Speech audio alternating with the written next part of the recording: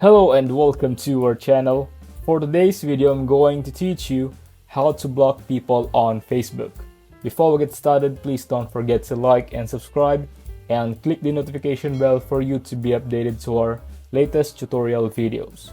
Without further ado, let's now begin. I'll be doing this from mobile, but if you're on desktop, the process is still the same. Now the first thing you'll need to do is just open a Facebook app and find the profile of the person you want to block.